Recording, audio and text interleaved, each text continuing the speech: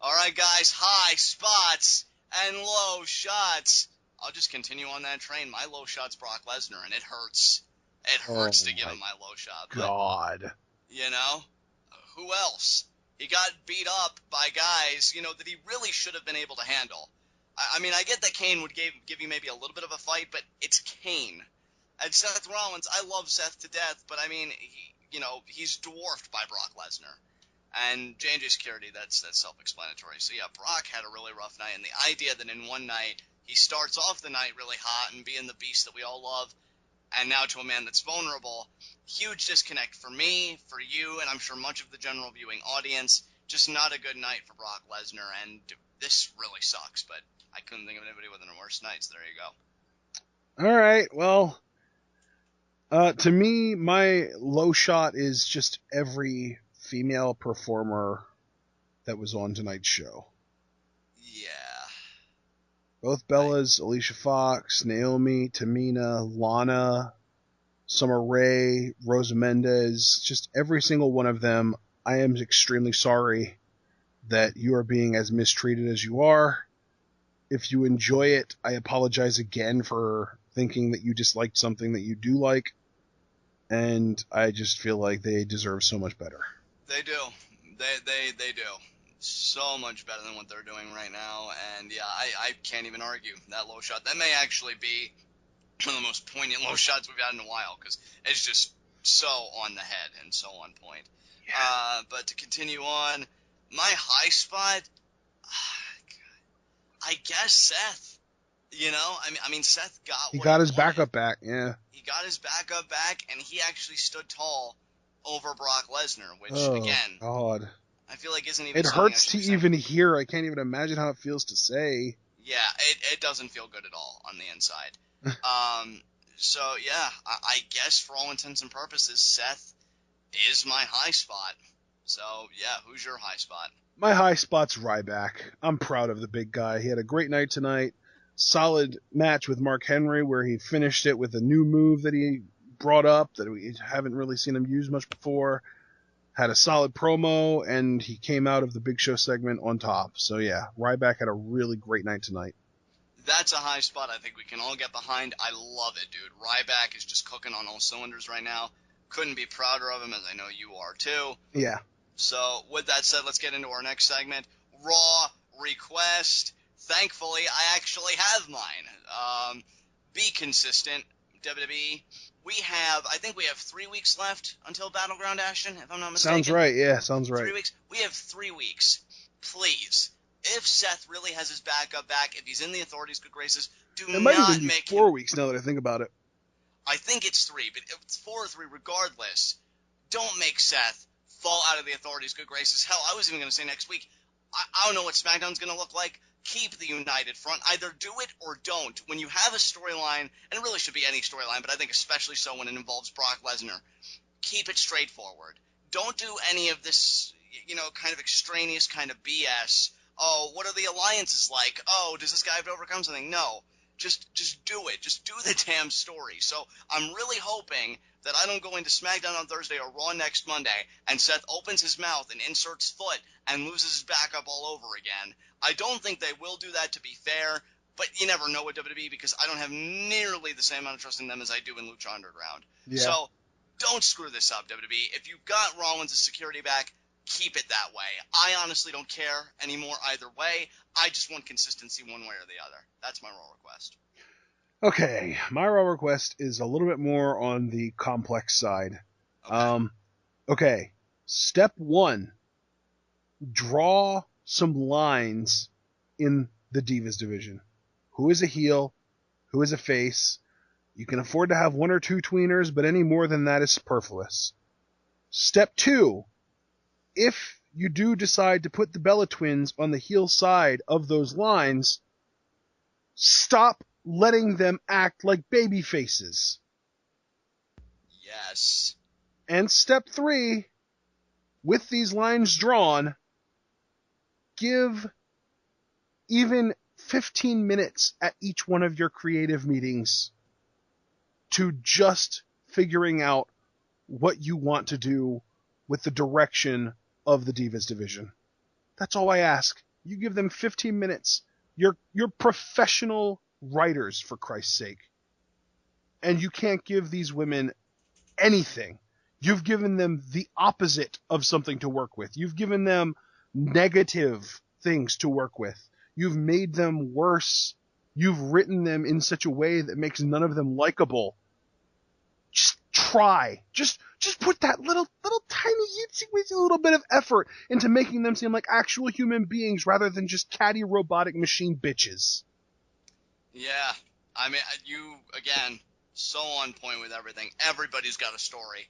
Male or female, I don't care. Exactly. Take the time, have the effort to tell their damn story. Because whether you guys want to believe it or not, I don't want to take the time when women are on the screen to go get a snack or take a piss. Hell, yeah, you don't. I mean, I don't know about you, but I don't. Yeah. The only time I ever go and do anything like that during an episode of Raw is in the middle of a Sheamus Orton match or a match of similar boringness, or during commercials. That's it. For me, it's either commercials or in the case of tonight when I had to take care of some business, it was actually during the John Cena Owens segment, which I wish I wouldn't have done. Obviously, I would have wanted to be there for it. But no, I'm talking about electing to go do something else. Right. But that's just it though. Like, I don't deliberately like to leave either when the women are on. I try and time everything with commercials and everything. I don't want to disrespect the women. I want to enjoy the women. That's why I love NXT so much, because I think that the problem here is that the WWE, it almost seems like, doesn't want people to enjoy the women. Which is a shame, because then why hire them in the first place? Why pay them in the first place? I mean, if you're not going to take the time to give these women nuance, to give them personalities, to give them depth, and just make them seem pretty much similar to each other, like this whole homogeneous pool of women with just one common attribute, and that's what Ashton said, like, the cattiness, like heel-face dynamics go completely out the window.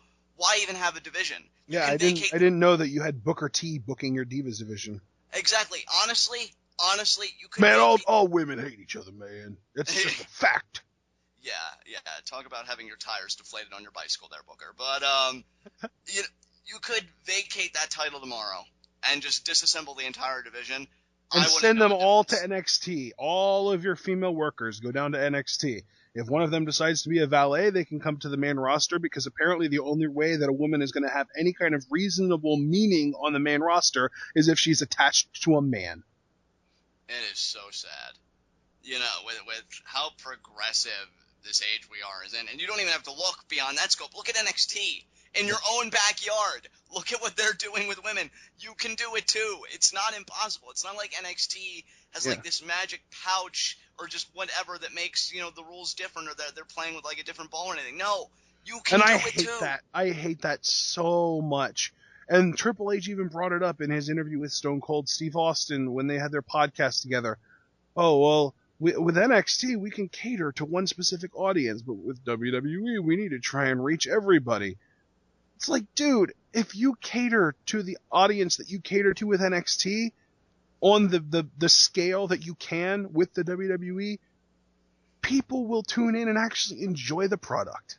Like, that's my thing, is like Lucha Underground too. Like, all of these companies, and I don't think that ROH necessarily fits, because ROH is obviously specifically catered to fans, but when you have NXT and Lucha Underground, two different completely separate entities that have very entertaining in-ring wrestling, very well thought out stories. Lucha Undergrounds are way more complex. NXT keeps it very simple as far as their storytelling goes, but it works. As long as you have characters that people can get emotionally attached to, there is not an audience that will not find something that they like about your show. I mean, to me, it comes down to, if you build it, they will come. And it's not a matter of, we got to do like this type of segment for this audience, or that type of segment for that. And I guess here's my thing. When this is something that I feel like not enough people think about when they think like, oh, well, the WWE caters to a certain type of fan, and that's just not me.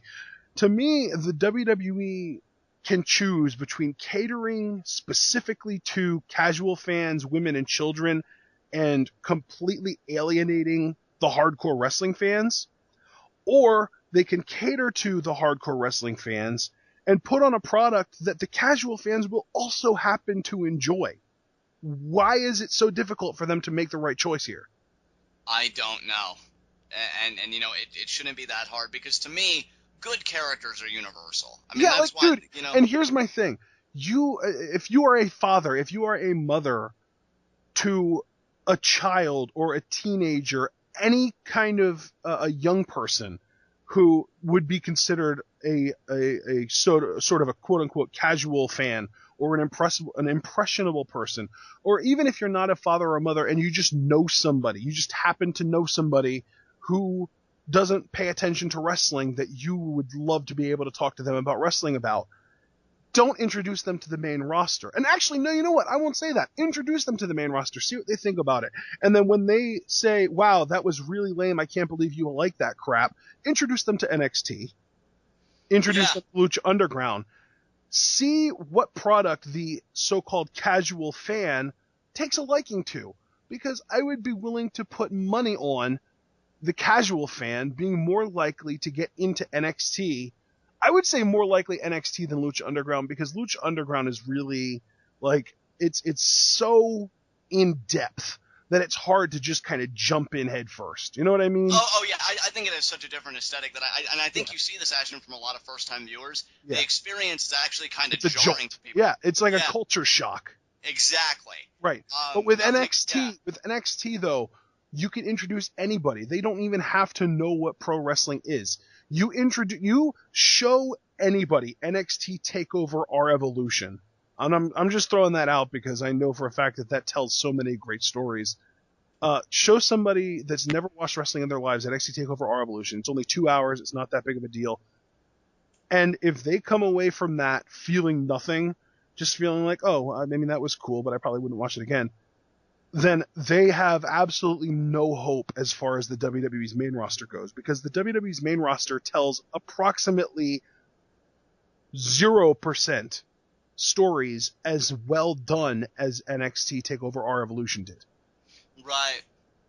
You know, and again, it's mind-boggling to know that NXT is, you know, WWE's backyard, and they just do things so much better than the main roster does.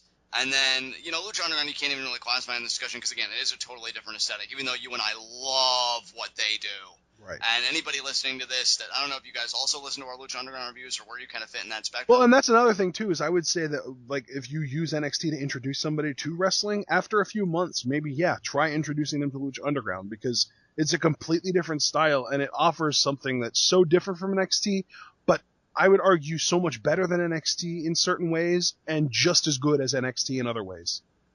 Absolutely. Yeah. I think, honestly, I think that right now I would argue that NXT is sort of the cornerstone of what people should be watching and looking out for in pro wrestling. Lucha Underground is a revolutionary thing. Like, they are so much further along than anyone else in so many different aspects of producing a television show that is pro wrestling. Yeah, completely agree with that. But it's hard for a lot of casual fans to get into that. I mean, yeah, like, if you're a fan of like Spanish soap operas, like telenovelas, you'll be able to get into Lucha Underground. But other than that, it's a culture shock. It is, and I'll admit that. But still, it's amazing.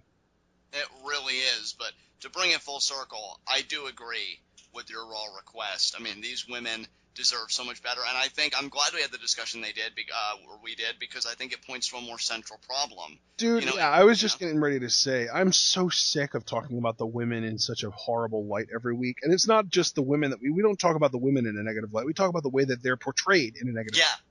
Yeah. I'm just sick of it, man. I want to be, one of these weeks, I want to be able to get on here and be like, man, these women were really good, and I'm so glad that the WWE made them look so strong. But I honestly, I don't think that we're going to see that anytime soon. I don't either, and that I think is the biggest tragedy. I was just even going to say, it's tragic. Yeah. With that said, one more segment, Yes. 30-second hot seat. So after we went through all that for a Raw that seems to be riddled with despair and underwhelmingness, what do you I'll tell you hit guys with what this right now, before we even get into the 30-second hot seat, I'm trying a new format this week. Because normally I try and break up all the segments, or try and break up the show into segments that are each kind of in between 10 and 15 minutes long. This week I am breaking this episode up into 3 segments. Heat of the Night, Raw Review, and post-review segments. Those are going to be the 3 individual videos that I put up this week. If you like that format, let us know. If you would prefer the more videos that are shorter segment, let us know, because I'm trying to figure out sort of different ways to break these up, because, it's one of those things where breaking it up into a bunch of segments takes longer, but then you're able to kind of, it's more easily digestible, I think, when they're in smaller segments, because then if you don't really care what we have to say about a certain segment, you don't have to listen to us talk about that. So it's one of those things where it's kind of difficult to find a balance. I would love some feedback from you guys. Anything that you have to say, just let us know. But that being said, 30-second hot seat. John, are you ready for this? Yeah, let's do it, brother. Okay. This is a fantasy booking 30-second hot seat. Fair enough. When was the last time we did one of these? I don't know. Okay, It's been a while. It probably has been. Charlotte is rumored to be debuting next week, right? Okay. So my sort of fantasy booking situation for you is, I want you to tell me 2 things. First of all, how do you think Charlotte's going to debut? And actually, it's more than 2 things, so I'm not even going to put a number on it. How do you think Charlotte's going to debut is number 1. Number 2 is, do you think anybody else from NXT is going to debut with her? And third of all, what do you personally think that they should do with Charlotte and or anybody else that may debut? That'll be part of your part 2 answer once they get to the main roster. You have 30 seconds, and go. Okay, well, I don't think Charlotte will be bringing anybody else with her. I think she could debut by having Bella and Paige kind of promo confrontation, and then the Bellas could kind of insinuate, oh, Paige, you're all alone. Paige could be like, well, funny story about that. I actually went back home, and you won't believe who I brought back with me. Cue Charlotte's music. They have a confrontation. Charlotte's first match obviously should be a tag match with Paige, where she isolates Brie Bella, and Paige is able to pin Nikki. And then down the line, definitely get Charlotte in the Divas Championship picture. Maybe even a feud with Paige. Seems apropos. So Awesome. That was about 31 seconds. I'll let you have it. Good job. All right. Well, with that said, do you have anything else you want to say about this Raw? Oh, please do better next week. I was looking forward to the show. I kind of feel bad for doing that. Yeah, me too. Like I was kind of hovering. I'm like, I'm not really into it, but you never know. Like I try and keep it in I mind. was just like, man, this could be a solid show. It's Raw. We haven't seen Raw since last Monday, and I'm kind of feeling fresh on it. And oh man, what a mistake it was to have expectations. Yeah, I know. Well, that'll teach us, right? Yeah. But with that said, guys, said no Lucha Underground fan ever. I know, right? God, I love that show so much. It's the only show that can make Johnny Mundo lose, and I still love them the week after. Yeah. I'm so pitiful. Oh, dude, Drago versus Mil Muertes this week. I know. Well, hype it up in the conclusion. Don't anybody worry. Yeah, Lucha Underground's going to be insane this week. But in the present, this has been Raw. This has been TWitWoW, the best wrestling podcast made for wrestling fans, by wrestling fans, on the web today. I'm John. That's my cohort and commentary, Ashton. Guys, be sure to comment and subscribe on YouTube. The big question for you, I normally ask a litany of questions. I'm going to change the format going forward. I'm only going to ask one big question for you guys to chew on. Our Brock Lesnar discussion. Is he too vulnerable? Do you think the match will still sell? I mean, just what do you think about everything, particularly the portrayal tonight of the Brock Lesnar character? Be sure to take the conversation over to Pleetoth, an amazing pro wrestling group on Facebook. A lot of passionate, diehard wrestling fans there. You'll fit right in, I promise. But I get it. If you're not really one for much community and you just want to keep the conversation to myself and my cohort and commentary here, Ashton has got you covered. He has made a TWitWoW subreddit. You can go, you can post any thread, asking any topic about wrestling that you like. I know I think one person did that, asking Ashton who he Mundo's over. Yeah, my markouts became a verb. What's anybody else doing? Adam Cole! Sorry, impulses. But we will see you again for our Lucha Underground review, where, yes, as my cohort and commentary noted, it is Mil Muertes, it is Drago, and one glorious opportunity, Ultima Lucha hangs in the balance. Can Drago survive, or will Mil Muertes once again prove to Drago and ultimately to the main event of Ultima Lucha that nothing evades the grasp of death? Until then, tune in and peace out.